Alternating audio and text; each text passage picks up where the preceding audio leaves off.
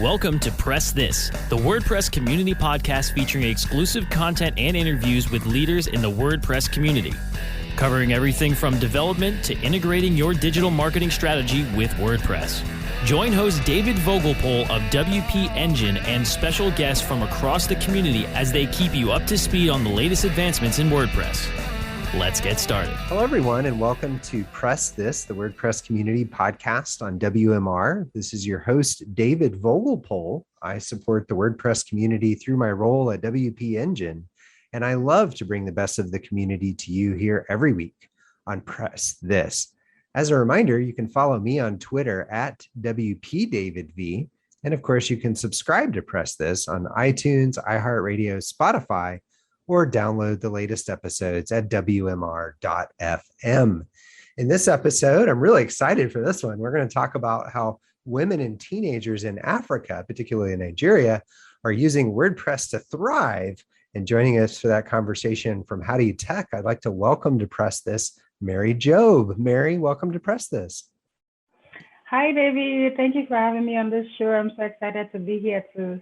I was wondering if you could tell us your WordPress origin story. When was the first time you used WordPress? Okay, great. So the first time I used WordPress was in 2012. It's actually on my WordPress.org profile. And I remember thinking to myself, oh my God, I'm just trying to write, I was just trying to blog there. And I was like, this software is complicated. I think I better find something else. And then I went to Up Pages and Blogspot, Blogger. The blog is still there for sentimental reasons. But I discovered WordPress again in 2015 during my internship in Ghana for my master's program. And I remember my uncle telling me, oh, but our site, it's an NGO that I volunteered for. Like, our site is built on WordPress. I'm like, really? You could use WordPress to build a site? I didn't know that. I thought you could only use WordPress to blog. I didn't realize you could use it to build a site. So I delved right in and I was like fascinated, like, wow, oh my God, why didn't I take the time to actually learn how this works the first time I discovered it? Maybe I would have been a deep developer or designer by then, but that's how I got into WordPress. That's how I discovered WordPress, and I have not looked back ever since. Thank you so much for joining us today, Mary. It was fun, but thank you for having me on the show. I'd like to welcome to the show Mr. Jon Henshaw. Jon, welcome to PressThis. Hey, thanks for having me, David. You and I have engaged quite a bit on social around this question of performance. I know you blog a lot about it on Coywolf, which we'll talk about here in a minute. But for the listeners, we're going to really be talking about today is Jon's thoughts on where you should focus on performance optimization and some kind of tips and tricks along the way from his view about how you can deliver a better experience through performance for your customers. I always say performance is not a vanity metric, it's a growth metric. The faster your website is, the more it converts. So that's what I want to focus on this topic today. Jon, I'm curious, what is your WordPress origin story? How did you first get started using WordPress? Well, I used to use, I think it was called Text Pattern. It was a CMS just years ago that unfortunately just was never really updated. But I really liked it at the time because it was just very minimal and it was really fast. And this is before I think, Google was even saying they cared about speed and performance, that type of stuff. I just always cared about having something that was lean and fast, because I think everybody can agree that they would prefer to use a website that is quick and snappy and they can actually focus on the content as opposed to sit there and wait for something to load. Unfortunately, that didn't ever grow. That particular CMS just kind of never really went anywhere. And in between that time, that's when WordPress really started to, I guess, grow. I mean, it just kind of took off. And I think I remember at the time, I didn't really care for it, but then it was just, so many iterations later, I went and looked at WordPress again, and I was kind of like, oh, this is awesome. Like, this kind of has everything you need. This is better than anything that's out there. And of course, I love the open source aspect of it, which is I could download it and install it anywhere, and it worked, pretty much perfectly out of the box. If you were running LAMP, if you had PHP and Apache, and I think in the case of WP Engine, it's Nginx and Apache. Jon, I wish we had more time to dig in. I know you've got a wealth of knowledge on all these topics. I just wanted to thank you so much for joining us today. Yeah, thanks for having me. This was a fun conversation. Miami, home to sun, sand, water, plus books, new ideas, author conversations, and the Miami Book Fair, the nation's largest gathering of readers and writers of all ages. Mark your calendar for the 38th edition of the Miami Book Fair, Sunday to Sunday, November 14th to the 21st, bringing together the greatest thinkers of our time, in person and virtually, talking about the issues of the day with audiences of all ages. Join the conversations about sci-fi, the environment, American politics, and world history. Participating will be authors with new fiction, nonfiction, memoir, and essays. Chris Matthews, Channing Tatum, Alan Cumming, James Patterson, and Twilight's Marissa Meyer, too. All this and more at the 38th edition of the Miami Book Fair, November 14th to the 21st, 2021. All coming together for 1 week, in person and online. Do join us. More information at miamibookfaironline.com or follow us at Miami Book Fair. Are you looking for the best in WordPress speed, security, and scalability? WP Engine is a digital experience platform for WordPress, powering digital experiences for large brands around the world. With easy-to-use site management tools and powerful do-it-your-way development features, WP Engine gives you the flexibility to build it your way. Improve your SEO and conversion rates with a faster site on WP Engine. Learn more on WPEngine.com. For maximum customer engagement and retention, choose CleverTap. CleverTap is a leading customer engagement and retention platform that helps digital brands maximize lifetime value. Over 8,000 apps around the world, including Vodafone, Star, and Sony, trust CleverTap to improve user engagement, boost retention, and fuel long-term revenue growth. Learn more at clevertap.com. That's clevertap.com.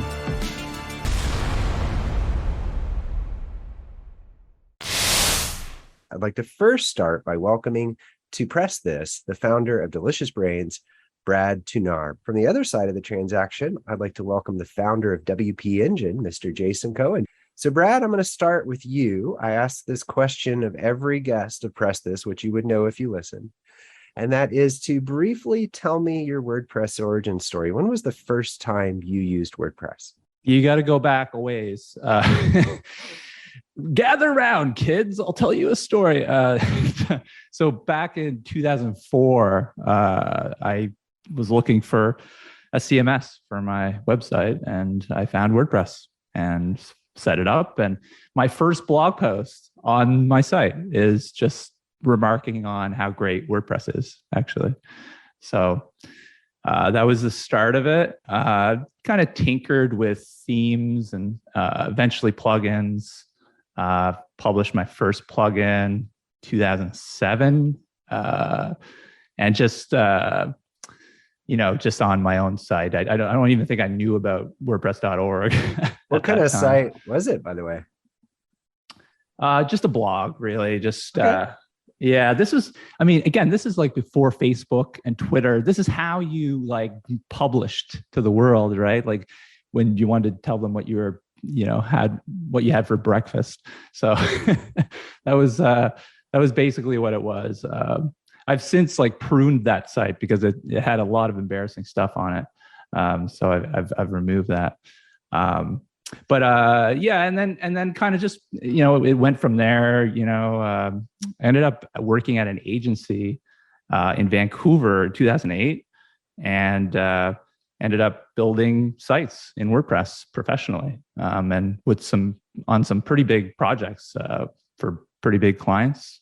And then I gave my first talk at a WordCamp that same year. It was WordCamp Vancouver, which was like a subset of BarCamp Vancouver. WordCamp wasn't even its own thing yet. And then from there, just WordPress core contributions, worked as a contractor, and then started this product business, and the rest is kind of history. Yeah. That's amazing. I've heard so many similar stories over the years asking these questions. And that's amazing to hear. 2004. So this would have been just a year after WordPress was created. So you definitely go way back. That's awesome. And I think your contributions to WordPress definitely speak for themselves. All right, Jason, same question for you. Briefly tell me your WordPress origin story. See how you say the word briefly to make sure I didn't go on for 18 minutes? I say that to every guest. Oh, yeah. But Brad was pretty good. He was pretty succinct. He covered a lot of time, Sure. but he got right to it. So does this count as my time? I started blogging in 2006, exactly as Brad said. It was the cool stuff before social media and even mobile phones and so forth. And that was exciting. Then in 2000, let's say around 2010 or so, it had finally gotten popular. I don't know. At the time, RSS subscribers was often how you measured whether you had whether you were popular. So I don't know. I had like 50,000 RSS subscribers or something. And I would get on the front page of Hacker News most weeks when I would post, because I wrote about startups and marketing and stuff like that, which is good fodder for Hacker News. And then the site would crash. And I was running my own server with WordPress, and it wasn't badly set up, but it's not easy to set up when you get 15, 20 hits per second, which is about at that time what you would get when you got on the front page of Hacker News. So I'd talk to other bloggers and say, hey, how do you keep WordPress up when you get a bunch of traffic? And they're like, yeah, I don't know, but if you find something, tell me, because I need that. And so it turned into sort of proper product discovery, spoke to 40 or 50 people. That took 3 or 4 months. And it turned out that you could charge 10 times as much as people were paying shared hosting services like GoDaddy. You could charge $50 a month instead of $5 a month if you made WordPress fast and scalable and secure. And if tech support was really good and answered questions about WordPress, and not just answering questions about the server, like the server's up, the internet's up, so we're done. Actually support WordPress. So that's the origin of WP Engine 12 years ago. And now we have almost 200,000 customers who also feel that way. Jason, thank you for joining the interview today. I really appreciate it. Yeah, thanks for having me. Awesome. And then Brad, thank you so much for joining as well. This was incredibly enlightening. Thanks for having me on, David. It's my pleasure. Time to plug into a commercial break. Stay tuned for more Press This in just a moment. And joining us for that conversation from DigitalCube, I'd like to welcome Rachel Winchester to Press This. Rachel, welcome. Hi, David. Thanks for having me. Rachel, I'm going to ask you, though, the same first question I ask every guest. Could you briefly tell me your WordPress origin story? When was the first time you used WordPress? Sure. So the first time I used WordPress was right after college. I had a website idea that I wanted to pursue, and a friend of mine who knew more about computers just drove me in the direction of WordPress. So in that year after college, I built my first WordPress site. And of course, it was art related. Oh, I was going to ask you, like, what kind of site was it? Yeah, because I studied art history in college. So this idea I had was very related to art. And then after college, when I had more time, I decided to finally build the site. But it wasn't until maybe a year later that I got active in the WordPress community.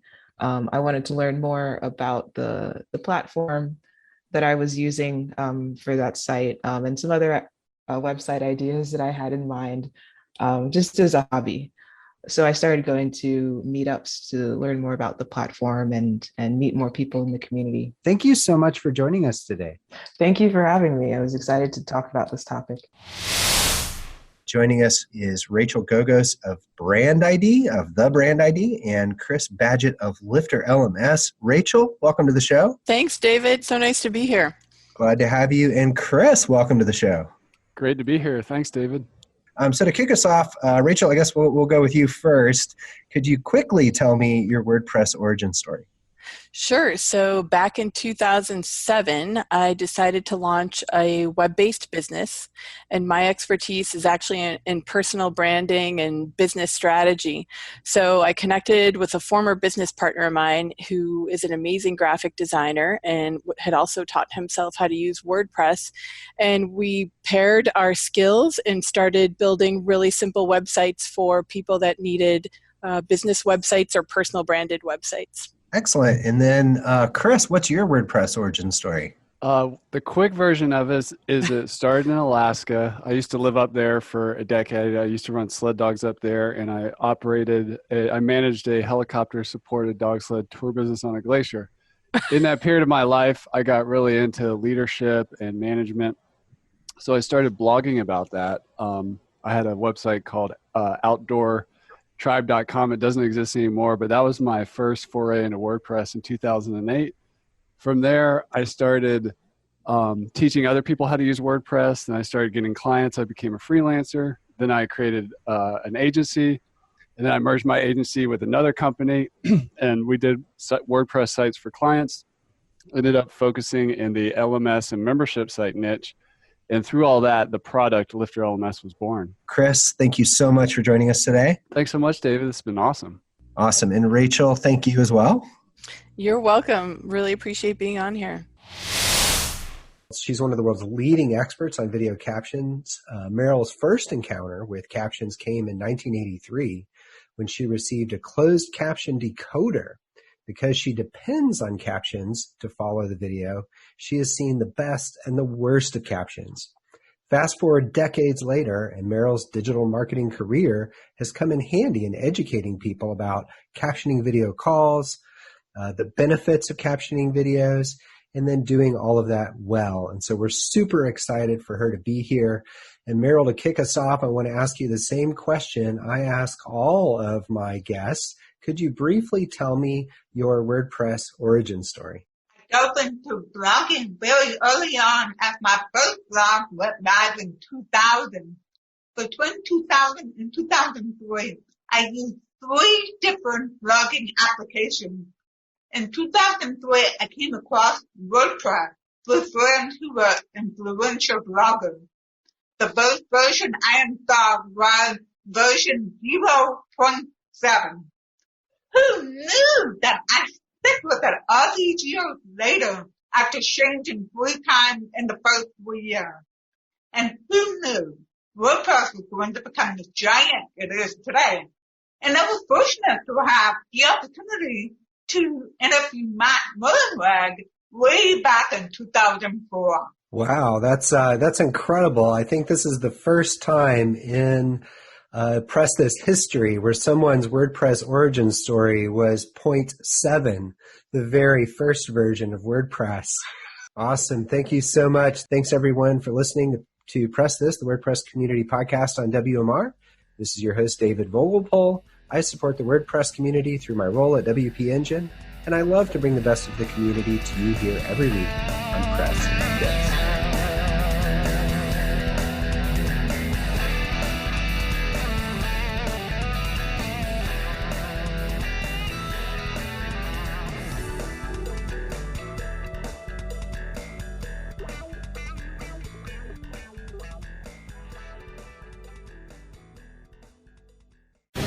The opinions expressed on this program are those of the guests and hosts and do not necessarily reflect those of WebmasterRadio.fm's management or sponsors. Any rebroadcast or redistribution without authorized consent of WebmasterRadio.fm is prohibited.